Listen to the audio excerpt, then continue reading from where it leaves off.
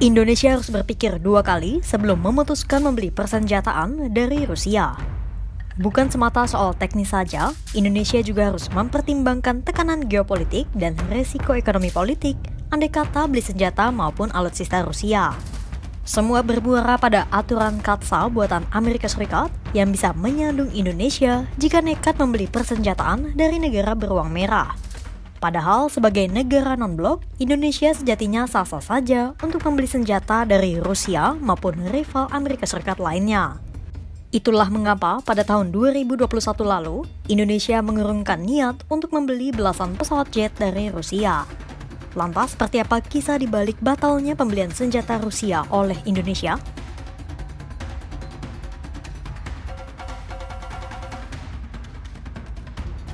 Pada tahun 2019, Kementerian Pertahanan di bawah Prabowo Subianto sejatinya sempat berencana melakukan barter hasil perkebunan dengan 11 pesawat tempur Sukhoi atau Su-35 pabrikan Rusia.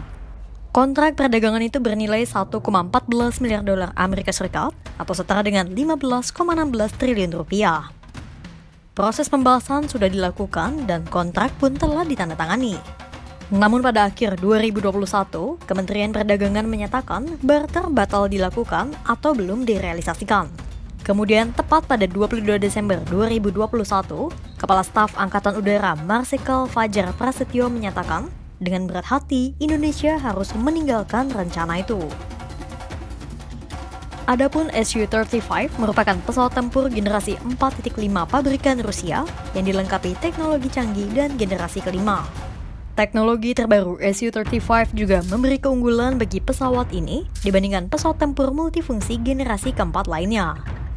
Selain unggul, Indonesia pun sudah berpengalaman mengoperasikan jet tempur Sukhoi Moskwa. Pasalnya, Indonesia sebelumnya juga sudah memiliki Su-27 dan Su-30 yang menjadi koleksi hanggar TNI Angkatan Udara. Belanja alutsista Indonesia pun beralih dari Su-35 menjadi jet tempur asal Prancis Rafale dan jet tempur F-15 buatan Amerika Serikat. Pembelian 42 jet tempur Rafale pun disebut tuntas pada Senin 8 Januari 2024. Sejumlah dugaan dari pakar pun bermunculan terkait batalnya pembelian Su-35 dari Rusia. Salah satunya adalah keberadaan peraturan Amerika Serikat bernama KATSA. KATSA pun sempat disinggung kembali oleh Menteri Pertahanan Republik Indonesia, Syafri Syamsuddin, pada Rabu 2 Juli 2025. Saat itu Syarif ditanya oleh reporter jika Indonesia mengedepankan asas non-blok dan tak membatasi pembelian senjata dari manapun, lantas bagaimana dengan hubungan pertahanan Indonesia dan Rusia?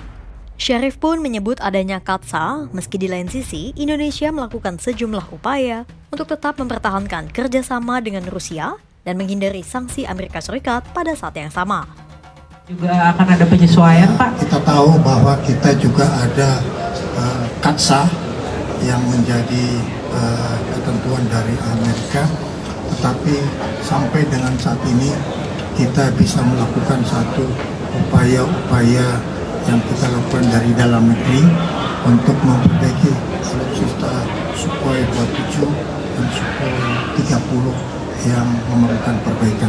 Jadi kita tidak ada masalah yang berhubungan dengan sanksi. Lantas, benarkah KATSA menjadi batu sandungan bagi Indonesia dan menyebabkan batalnya pembelian Su-35 dari Rusia?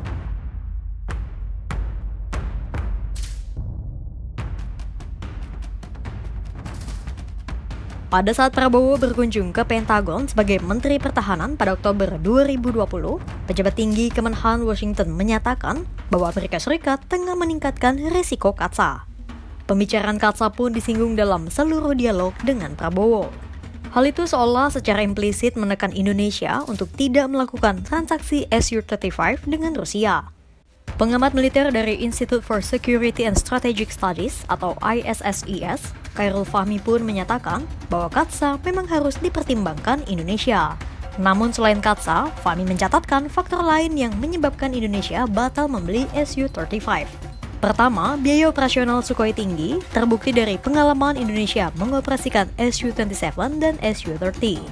Untuk perawatan pun, Indonesia harus bekerja sama dengan pihak ketiga seperti Belarus. Namun, apa sebenarnya KATSA itu dan mengapa aturan ini seolah menjadi penghalang bagi Indonesia untuk melakukan jual beli senjata dengan Rusia?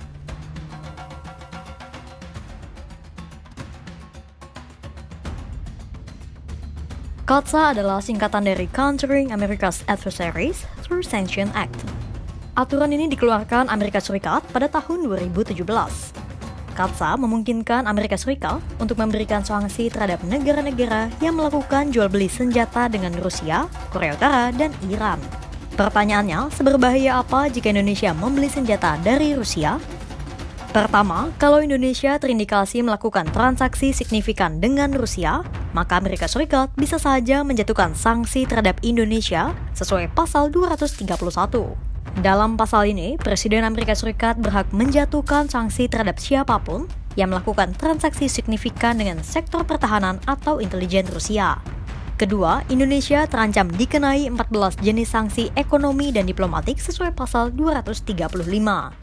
Berikut 14 jenis sanksi ekonomi dan diplomatik yang bisa dijatuhkan kepada Indonesia jika melangkahi CAATSA.